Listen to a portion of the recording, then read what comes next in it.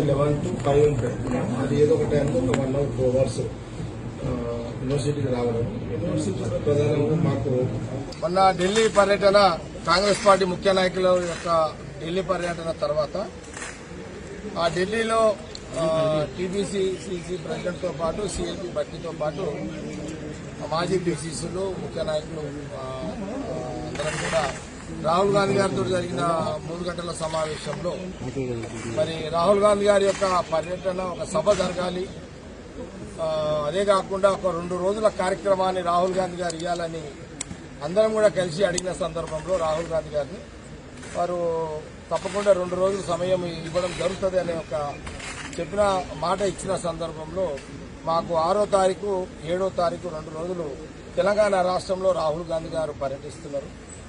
ప్రధానంగా మరి 6వ తారీఖున వరంగల్లో మరి ఒక గొప్ప బహిరంగ సభ, భారీ బహిరంగ సభ, ఒక 5-6 లక్షల మందితో ఒక బహిరంగ సభ ఏర్పాట్లకు సంబంధించిన యొక్క అంతా కూడా జరుగుతున్నది. దానికి టీపీసీతో పాటు భర్తీతో సీఎల్పీతో పాటు మా ఎంపీలు, ఎమ్మెల్యేలు, ఎక్స్ మినిస్టర్స్, ఎగ్జిక్యూటివ్ నాయకులు, పార్టీ నాయకులు, సీనియర్స్ నాయకులు, క్యాడరు, జిల్లా అధ్యక్షులు మొత్తం కూడా ఇప్పుడు 6వ తారీఖు సభలో నిమగ్నమైంది. ప్రధానంగా 7వ తారీఖు రోజు ఉస్మానియా యూనివర్సిటీకి సంబంధించి ఎవరైతే ఎన్ఐసిఓ కానీ ప్రధానంగా తెలంగాణ ఉద్యమంలో రాష్ట్ర విభజన కోసము ఉస్మానియా నుంచి ఓఈజేసీ నుంచి ఎవరైతే ఉద్యమంలో పాత్ర పోషించి రాష్ట్ర విభజనలో ఉద్యమాలు చేసినటువంటి ఎంటైర్ మా నాయకులందరూ అభిప్రాయం మేరకు ఈరోజు నిన్న పార్టీ మీటింగ్ జరిగింది,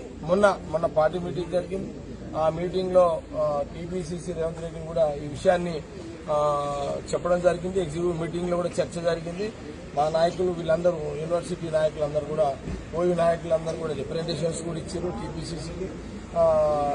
నాకు ఇక్కడ ఇన్ఛార్జ్ కూడా కేటాయించడం జరిగింది. టీపీసీసీ ప్రెసిడెంట్ రేవంత్ రెడ్డి నాకు ఇక్కడ రాహుల్ గాంధీ గారు 7వ తారీఖు సంబంధించిన ఎలాంటి ఇబ్బంది లేకుండా, ప్రధానంగా రాహుల్ గాంధీ గారు ఉస్మానియా యూనివర్సిటీ రావడానికి ఉద్దేశం ఏంటంటే ఇదేదో అంటే ఒక రాజకీయ సభ 6వ తారీఖు జరుగుతున్న కోణంలో ఇది రాజకీయ సభ కాదు.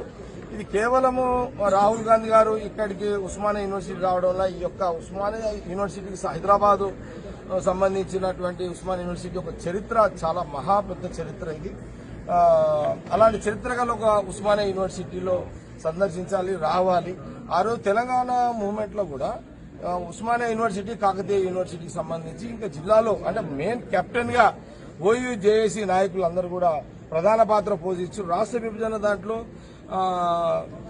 ప్రధాన పాత్ర పోషించారు విభజనకు సంబంధించి. అందులో భాగంగానే మరి రాహుల్ గాంధీ గారిని గత 2 సార్లు 3 సార్లు వీళ్ళందరూ కూడా అడగడం జరిగింది. మన నాయకులంతా కూడా, మన ఓయూ నాయకులందరూ కూడా అడగడం జరిగింది.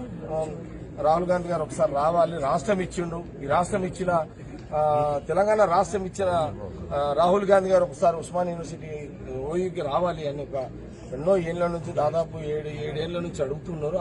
ఈరోజు ఆ సమయం వచ్చింది.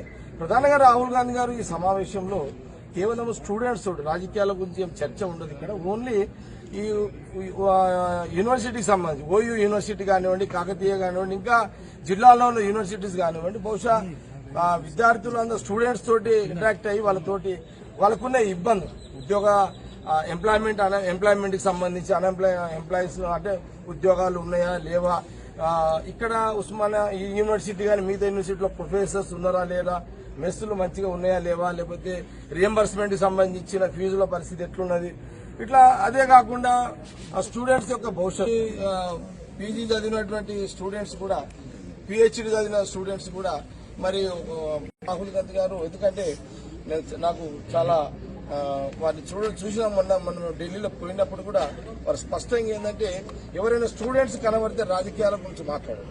ఫస్ట్ ఆయన ఏమడుగుతాడంటే నువ్వేం ఎడ్యుకేషన్ ఏం చదివినావు, చదువులో నీకున్నటువంటి సబ్జెక్టులు ఏంటి, ఆ సబ్జెక్టులో నీకున్నటువంటి అవగాహన ఏంటి, మీ ఆలోచన ఏంటి, ఉద్యోగాలు రాకపోతే దాని మీ సజెషన్ అంటే ఆల్ ఆర్గనైజేషన్స్ మేమేమంటున్నామంటే ఇది ఒక స్టూడెంట్ల తోటి షేర్ చేసుకున్న వాళ్ళకున్నటువంటి ఇబ్బందులు, వాళ్ళ సమస్యలు, విద్యార్థుల యొక్క స్టూడెంట్స్ యొక్క వాళ్ళ సమస్యలు వాళ్ళ అంశాలు ఏమైనా తెలుసుకోవడానికి రాహుల్ గాంధీ గారు వస్తారు కాబట్టి దయచేసి ఇది ఎవరు అన్యంగా భావించదు. దట్టు రాష్ట్రం ఇచ్చిన మహానుభావుడు నాయకుడు ఆయన కాబట్టి ఎవరైనా ఆల్ ఆర్గనైజేషన్స్ వేరే పార్టీలకు సంబంధించిన అందరు కూడా లెఫ్ట్ ఆర్గనైజేషన్స్ కానివ్వండి, దళిత ఆర్గనైజేషన్స్ కానివ్వండి, బీసీ ఆర్గనైజేషన్స్ కానివ్వండి, ఎస్సీ ఎస్టీ ఆర్గనైజేషన్స్ కానివ్వండి, మైనార్టీ ఆర్గనైజేషన్స్ కానివ్వండి, ఇంకా వేరే పార్టీ అనుబంధ ఆర్గనైజేషన్స్ కానివ్వండి, ఎవరైనా సరే మీరు వాళ్ళందరూ కూడా రండి, అందరూ వచ్చి పాల్గొనండి. మీరు ఆయన గౌరవించండి, వారికి మర్యాద ఇవ్వండి. వారి మీ ఈ విద్యార్థి లోకానికి సంబంధించిన ఓయివే కాదు అనేక యూనివర్సిటీలు ఉన్నాయి, అన్ని కాకతీయతో పాటు ఇంకా యూనివర్సిటీలు మీ సమస్య అన్నిటి మీద కూడా మీరు చెప్పుకునే ప్రయత్నం చేయండి. ఇది ఒక చక్కటి అవకాశం. ఎందుకంటే మరి ఆయన ఏది చెప్తే అది నిర్ణయం జరుగుతుంది. నేను వీసీ గారికి లెటర్ ఇవ్వడం జరిగింది. మేము 2 అడిగినాము. ఆర్ట్స్ కాలేజ్ గ్రౌండ్ ఇవ్వమని చెప్పినాము. ఒకవేళ in case arts college ground ఇవ్వలేని పరిస్థితిలో ఉంటే ఫస్ట్ ఆప్షన్ మీకు ఇబ్బందిగా ఉంటే సెకండ్ ఆప్షన్ ఆడిటోరియం అడిగినాము. హాయ్ ఫ్రెండ్స్, మా టుడే టుమారో యూట్యూబ్ ఛానల్ చూస్తున్నందుకు చాలా థ్యాంక్స్. మరిన్ని లేటెస్ట్ వీడియోస్ కోసం వెంటనే సబ్స్క్రైబ్ చేయండి. అలాగే ఈ బెల్ ని కూడా రింగ్ చేసేయండి. మా నోటిఫికేషన్స్ అన్ని మీ మొబైల్లో వస్తాయి. అలాగే మా వీడియోస్ మీకు నచ్చితే లైక్ చేయండి, షేర్ చేయండి, నచ్చకపోతే కామెంట్ చేయండి.